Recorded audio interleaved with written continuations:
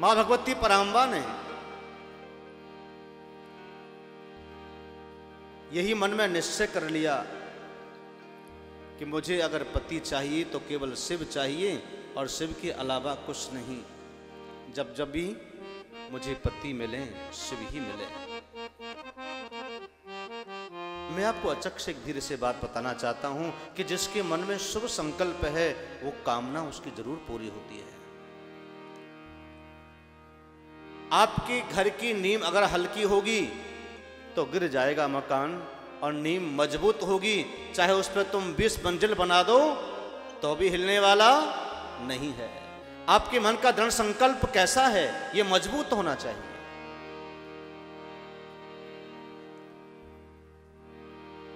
आपका मन का जो संकल्प है ये अगर मजबूत हो गया तो फिर आपकी भक्ति, आपका भगवान आपके साथ मिल जाएंगे, भगवान का साक्षात्कार हो जाएगा।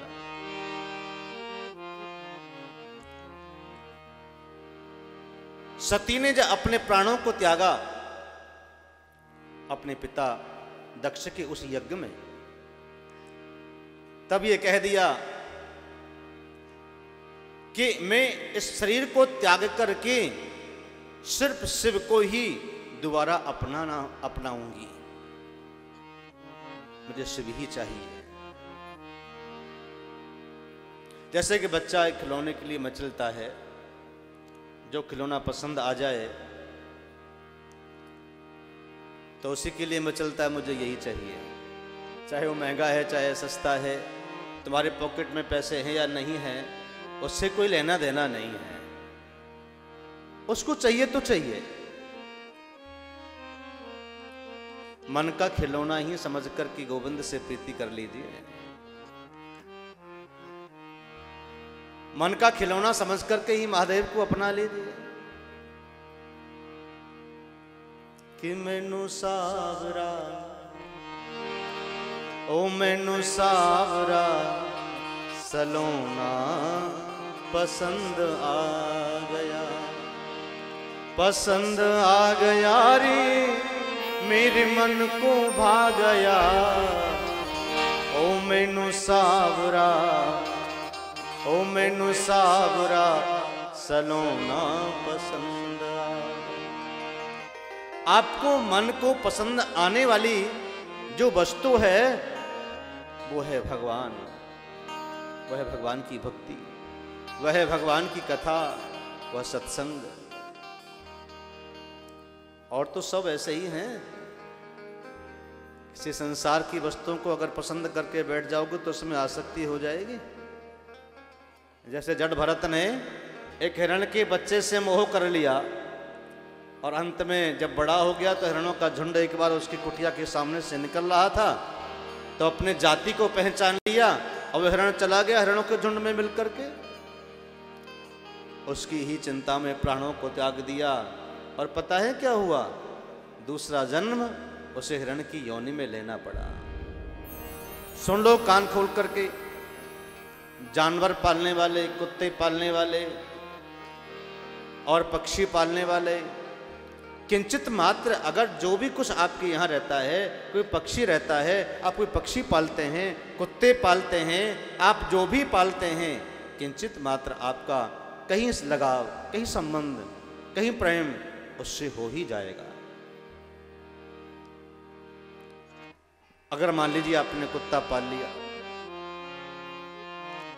अब वो मर जाए तो आपका मन तो उसमें आसक्त हो गया और उस आसक्ति के कारण मान लीजिए कहीं आपके ही प्राण निकल जाएं तो फिर क्या परिणाम होगा? बोलो, क्या बनोगे? कुत्ता। इसलिए संसार में रह करके आसक्ति न करो। संसार वालों को प्रेम खूब करो, सेवा खूब करो, लेकिन आसक्ति ही दुख का कारण बनता है। प्रेम से कहिए हर हर। प्रेम में कोई कसर मत छोड़ो, खूब प्रेम करो, खूब सेवा करो, तन से, मन से, धन से, लेकिन आसक्ति मत कर बैठना। आसक्ति हो जाएगी तो काम खराब हो जाएगा। पर मनुष्य में जैसे संसार में आए हो, फिर क्या लेकर के आए थे, क्या लेके जाओगे? फिर तो जैसे आए थे वैसे ही चले जाओगे, कुछ कर नहीं पाएंगे। संसार में अगर आए हैं तो कुछ करके जाओ ना, कुछ करके जाओगे तो कुछ आगे अगले के जन्म में कुछ मिल जाएगा। नहीं तो कोरे कागज की भांति आपका बस सब कुछ ऐसे ही रहेगा। अगर आपको कॉपी मिली है, डायरी मिली है, रजिस्टर मिला है, तो उस पर राम राम ही लिखते रहिए, कल्याण हो जाएगा।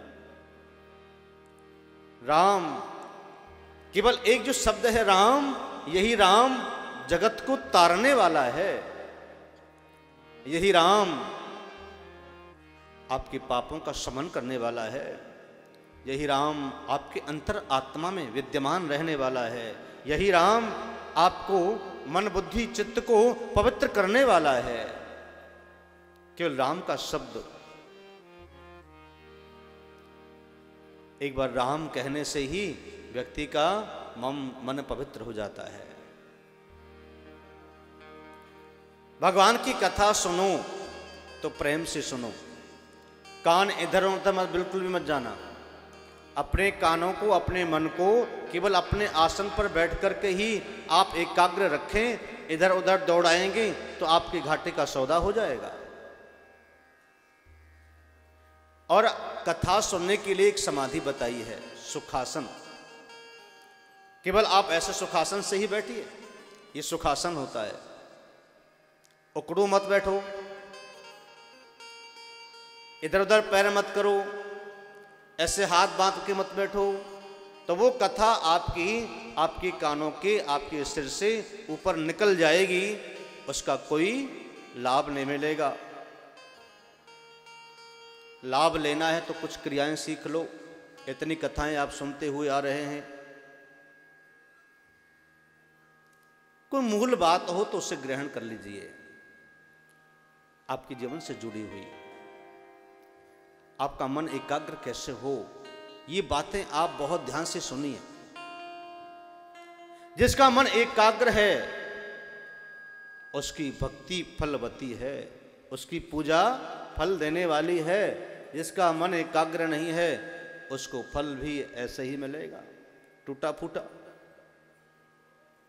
धीरे धीरे धीरे धीरे आप समाधि की ओर चले जाइए। जो नित्य प्रति 1 घंटे समाधि में बैठता है उसका मन धीरे धीरे परिपक्व होता है और उसके काबू में हो जाएगा। इसलिए ध्यान समाधि अति आवश्यक है। ध्यान से ही आपका मन एकाग्र होगा और ध्यान से ही आपको राम से मिलन होगा, कृष्ण से मिलन होगा, शिव से मिलन होगा। ध्यान में कुछ नहीं बोल सकते हैं तो केवल ओम ओम ओम ओम अपने इष्ट का ध्यान करिए। चाहे आप शिव को मानते हैं, चाहे आपको राम को मानते हैं, चाहे कृष्ण को मानते हैं। ओम तो सब देवताओं का एक सार है, एक सूत्र है। चाहे आप कुछ भी बोलें, अपने इष्ट का ध्यान लगाएंगे तो आपका मन धीरे धीरे एकाग्र हो जाएगा।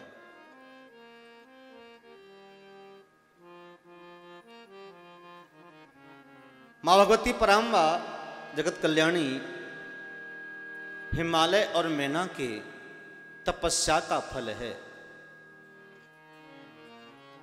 हिमालय और मैना ने तपस्या की कि हमारे यहाँ एक ऐसी पुत्री हो जो जगत का कल्याण करने वाली हो, यश बढ़ाने वाली हो, कीर्ति बढ़ाने वाली हो, पिता का नाम उजागर करने वाली हो और पति का नाम उजागर करने वाली हो। ऐसी दिव्य शक्ति मुझे चाहिए। वो तप का फल है जो आज माँ भगवती पराम्बा पार्वती का जन्म मैनाक हिमालय के यहाँ हुआ। और जब से माँ भगवती पराम्बा आई हैं तब से मैनाक और हिमालय बहुत आनंदित हैं। कोई देवीय शक्ति अगर आपके घर में जन्म लेकर के आ जाए ना तो आपको स्वयं को महसूस होने लगता है कि ये बच्ची हमारी जब से आई है तब से हमारे दरिद्र मिट गए, ये बालक जब से आया है तब से हम सुखी हो गए, है कि नहीं? बोलो, होता है ना? कई कई बालक जो है देव स्वरूप होते हैं। अब वो होंगे तभी जिस गर्भ में वो बालक पल रहा है, उस गर्भ काल में जो भगवान का नाम समाधि लगाकर के सुन रहा है। गर्भ काल समाधि है 9 महीने की। जिस गर्भ में बालक है, जिस कुक्षा में बालक है, वह बालक समाधिस्थ होकर के केवल नाम का चिंतन करता है। अगर माँ राम बोलती है तो राम को बड़े प्रेम से वह बालक सुनता है, उसके कानों के द्वारा हृदय में उतर आता है।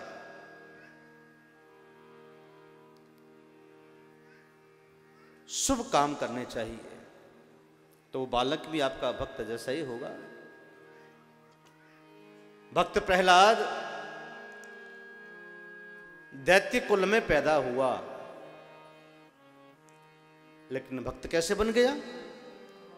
उसका पिता राक्षस है, उसकी माँ राक्षस है और परिवार राक्षस हैं, दैत्य हैं सब, लेकिन एक दैत्यों के बीच में एक भक्त पैदा हो गया। क्या कारण है? क्योंकि जिस समय हिरण्याक्ष ने जब भगवान वराह से युद्ध किया तो वराह भगवान ने हिरण्याक्ष को मार दिया। हिरण्याकश्यप ने सोचा कि मेरे भाई को इससे वराह ने मार दिया, नारायण ने मार दिया, मैं बदला लूंगा, चाहे कुछ भी हो जाए।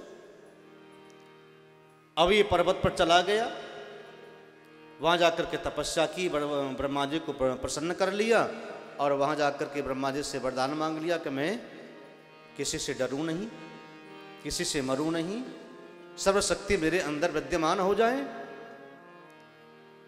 जब ये बात पता चला कि हिरण्याकश्यप तपस्या करने के लिए चला गया है, जब देवराज इंद्र को जब ये बात का पता चला तो पीछे से उसकी पत्नी कयाधु को हरण करके ले आया। उस समय उसकी जो पत्नी थी हिरण्याकश्यप की, वो गर्भवती थी। रास्ते में नारद जी से मिलन हुआ। नारद ने कहा कि ये क्या कर रहे हैं?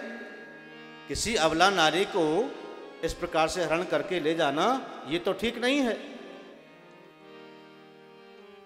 लाओ मुझे मेरे आश्रम में दीजिए, मैं लेकर के जाऊंगा।